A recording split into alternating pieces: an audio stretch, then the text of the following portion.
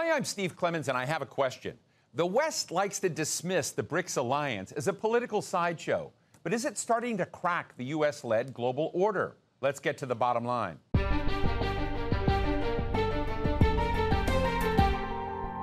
Next week, the group of countries known as the BRICS meet in Russia for its annual summit.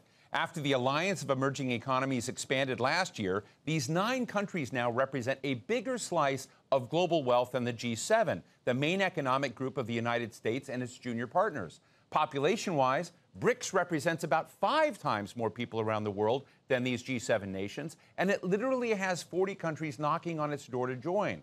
But what power does it really have? And can the BRICS pose a challenge to America's grip on global dominance and the global economy, even if it wanted to?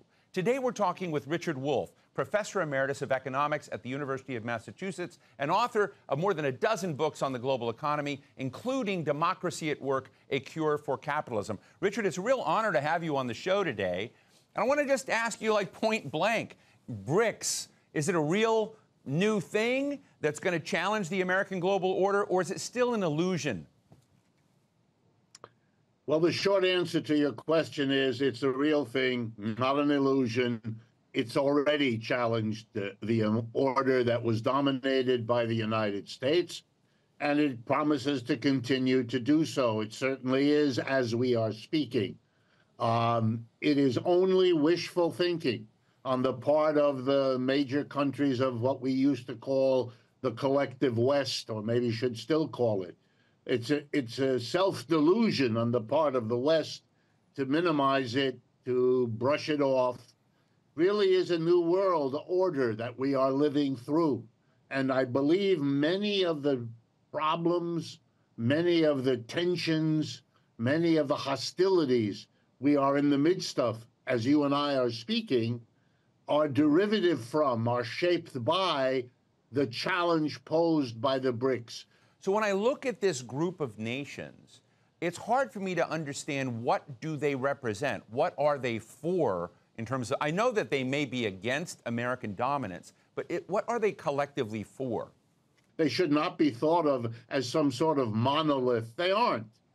But they share that the highest priority they have is to emerge from the state of underdevelopment, less development, whatever language you find comfortable.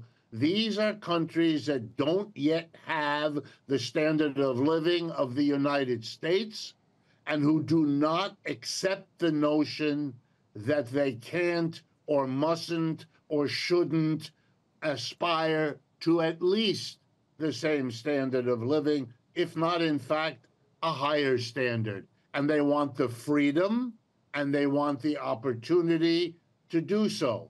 And now the tension. They feel that the United States, with its major allies, the G7, that is Canada, Japan, Britain, France, Italy, and Germany, those 7 have held them back, first as colonies, and secondly as pariahs, as nations that are hemmed in by all kinds of restrictions. That is what's unacceptable. That is what they agree on, and that's where the rub with the G7 emerges. Now, I want to ask you a complex question about the dollar. Why can't there be a challenge on that status tomorrow? Why can't rubles or the yuan or, the currencies in Brazil, et cetera, be bundled together, which I understand is part of the objective of the BRICS? But why is there such primacy of the dollar? Well, it's been the case, as you correctly point. It's been the case basically since the end of World War II. And if I may, let me suggest the importance of historically understanding what we're doing here, what situation that we are in. At the end of World War II, all of the countries that might have been competitors of the United States in terms of their economic power, their influence on the world, their importance in the flows of trade and money, all of the potential competitors, and we can list them: Britain, France, Germany, Japan, Russia. All were destroyed by the war. By contrast, the United States emerges after having a war, but the war helped the American economy. People have to remember we were in a deep depression, the greatest depression capitalism has ever suffered. From 1929 to 1940-41, when World War II gets underway, this economy, the U.S., was depressed. In 1933, we had a 25% unemployment rate. 1 out of 4 workers had no work. And this affected every family in the country. So we came out of the Great Depression by means of World War II. We took half of the millions who were unemployed and put them in a uniform, and the other half of the unemployed went to work making the uniforms and the guns and the ships and the planes and all the rest. And so we came out of the war. Yes, we suffered loss of troops who fought. That was certainly significant, but not comparable to what happened in those other countries. But we had an intact economic system. Other than Pearl Harbor, no bomb fell on the United States for the rest of the war. And so there was no contest. We were king of the hill. We, the U.S., was dominant. If you're going to conduct trade, you better use the dollar, because that was the only thing you could be sure was valuable alongside of gold. And so the dollar became the international symbol as well as the real transactional material to get your economy going again. So that by the end of the 20th century, it had become the norm, as you rightly say, for central banks around the country to hold dollars as well as gold as the reserve banking their currency. And the easiest way for Americans to grasp what the dollar as international currency means is to think very simply. Here's how it goes. A foreign country sends the United States the fruits of its labor, wine from France, electrical equipment from Japan, copper from Africa, whatever. And we send them little green pieces of paper, the dollar, the $10 bill, the $100 bill, which costs absolutely nothing to produce. It's a cheap piece of paper.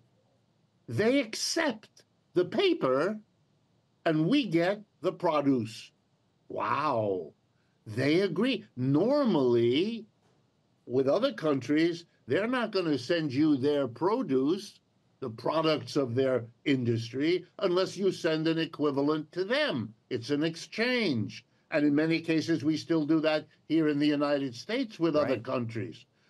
But if you have the dollar and the world wants it, you basically get something for nothing. The world holds the dollar, satisfied with that, because they need it for their currency support, and we get the fruit of other people's labor without having to give anything of our own in exchange. It's an extraordinary power, and guess what?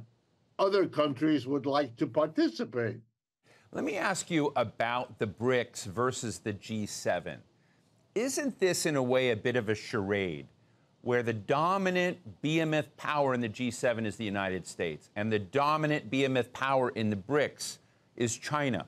And you hear about Brazil, you hear about Russia, you hear about India, but I mean, I'm just wondering whether these two gargantuans are sort of hiding the fact that we're in a, essentially a G2 world of China and the United States at odds, negotiating and masking what they're doing. How do you look at China versus the United States versus the G7 versus BRICS? No, you're absolutely right. I don't know if I would use the word hiding, although I understand why you do that.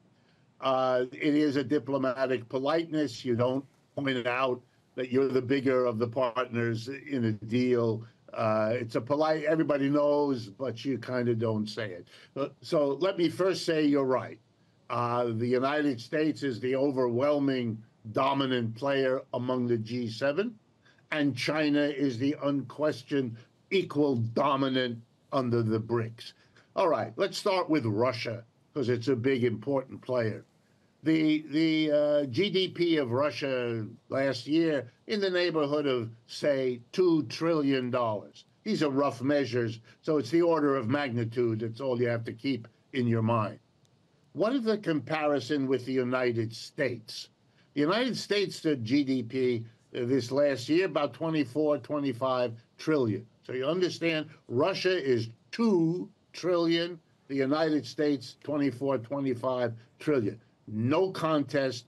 No one should ever imagine that either the Soviet Union in the past or Russia now is some kind of economic competitor of the United States. Never was, isn't now.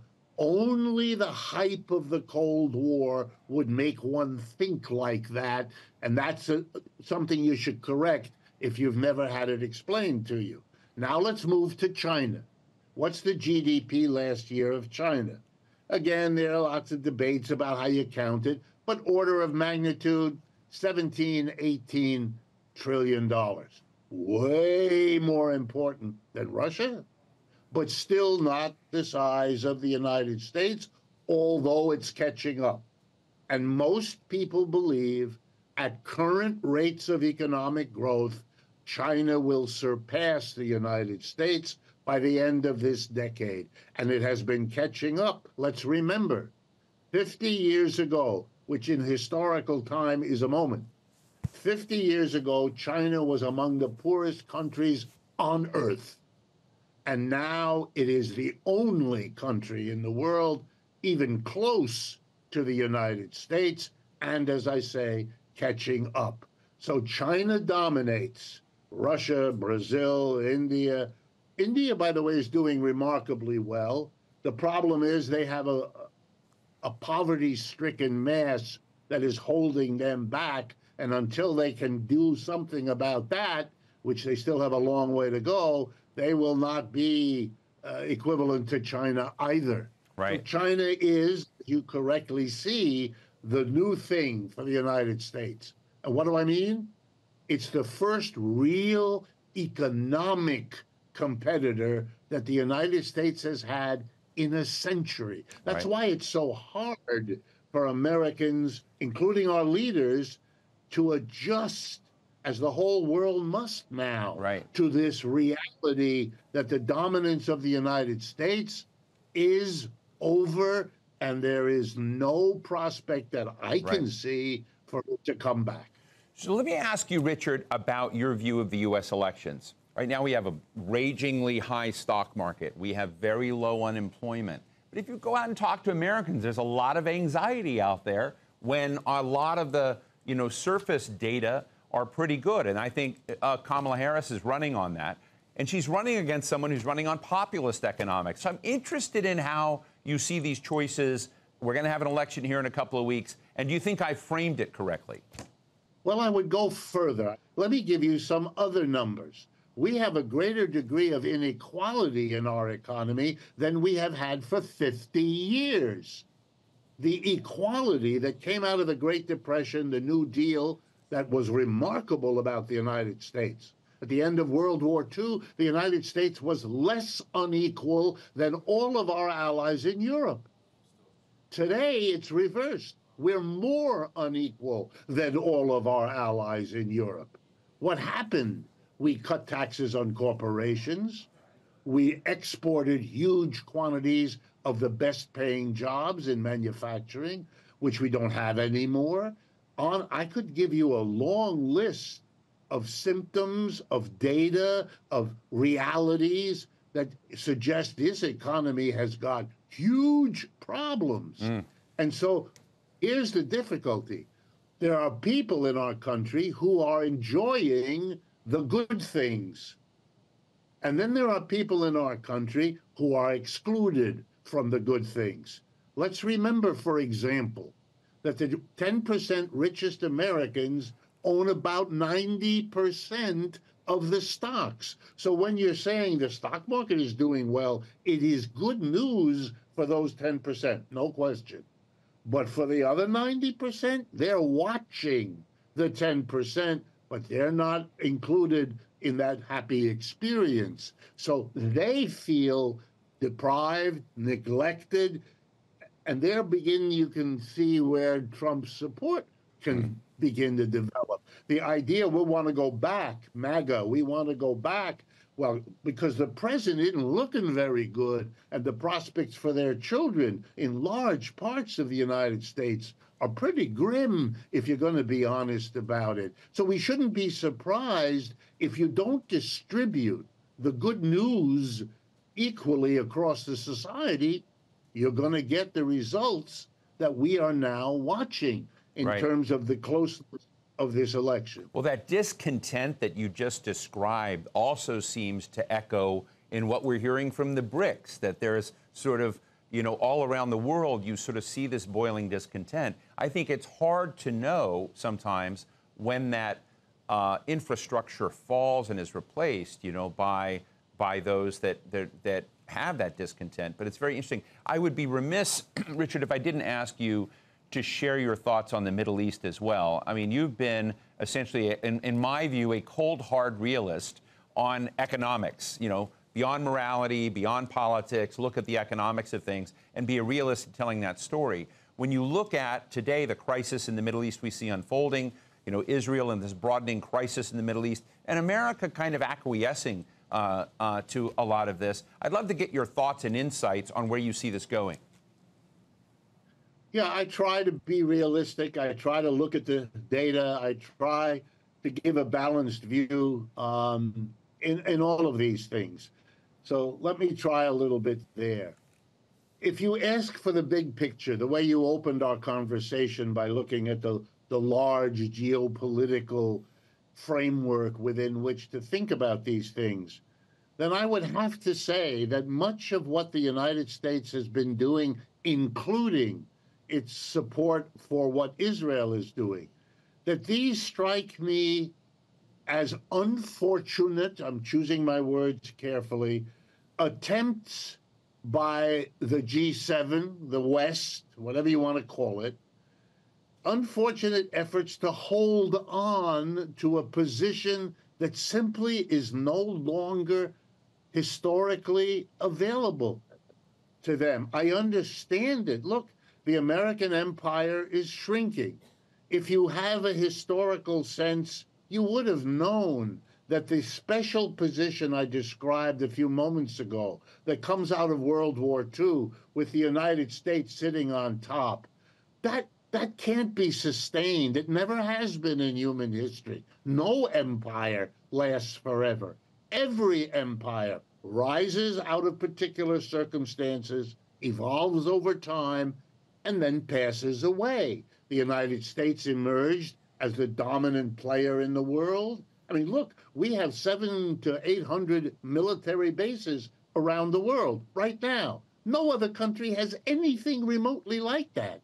That's a reflection of our empire. You can put whatever fancy words you want around it, but that's what this is.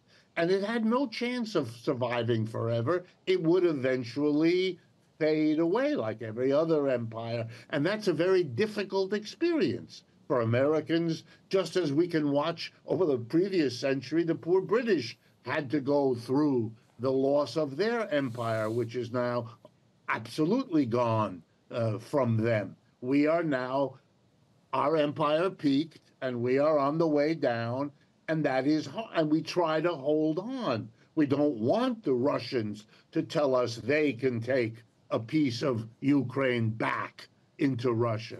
And we don't want our ally, our friend in the Middle East, Israel, to be in any way held back from what it wants to do.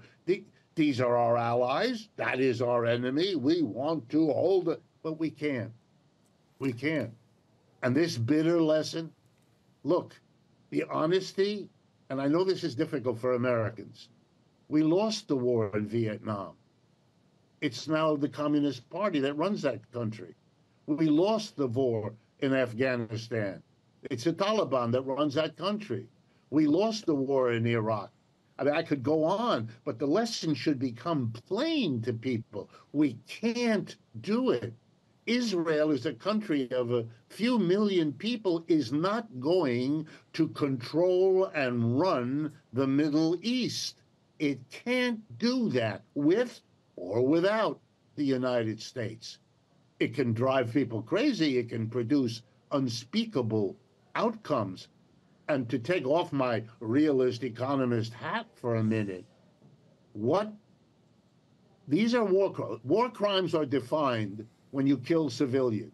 A war is supposed to be a military against the military, and we went through a lot of trouble in the 20th century, in World Wars I and II, to come up with a war crimes definition and an international court that can identify and try to stop war crimes. That's when you kill large numbers of civilians.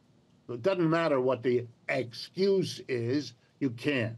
Right. So yeah, the Hamas people on the October last year killed civilians. That's a war crime. That doesn't mean I don't understand why Palestinians would be resisting the dominance and the growth of Israel. I understand why they would. I think Israelis understand why they would. Right. And then the one killing of civilians over the last year by Israel, for me, indefensible as a war crime. As the International Court has said it is a war crime and castigated Mr. Netanyahu. But for me, the bigger picture is that these are efforts to hold on. Israel is a kind of settler colonialism. It's when Europeans come and push out the local people, pretend they aren't there. That's that notion, a people without land, the Jews, are going to a land without people. Yeah, there's a lovely story. It's a lovely parallel, but it isn't true. There were people there. We know the story. We're Americans. Europeans came here, got rid of the local population, and the few of them that are left are stuck in reserves. Where Israel is going is in that direction. But the problem is, that was centuries ago when you could do that. You can't do that now. You cannot, and the world is isolating Israel. And what I see is a very, very unhappy end for Israel in making this sad effort to hold on when the only possibility is working out a live and let live arrangement with your neighbors. So much to think about. I really want to thank you, renowned economist and author Richard Wolff. Thank you so much for being with us today. Thank you very much for having me, and my appreciation for having these conversations. United States, in which I was born and lived all my life, needs it now more than ever. So what's the bottom line? People just don't like upheaval and change. After World War II, America and its allies built a system that still exists today. Folks not only go along with the system, but they try to reinforce it. They try to rationalize it to an almost absurd degree, even when they're hurt by it. Until one day, all of a sudden, the whole structure collapses, and from it, a new paradigm emerges. It is true that China is challenging America's primacy. It is true that Africa is rising. It is true that South Asia and Latin America represent the biggest growth of the middle class worldwide. But the American-led order is going to continue to lead, and its supporters are going to twist themselves into pretzels trying to justify it. Until one day when it doesn't. The BRICS just aren't there yet, but they're clearly clawing at the door. And that's the bottom line.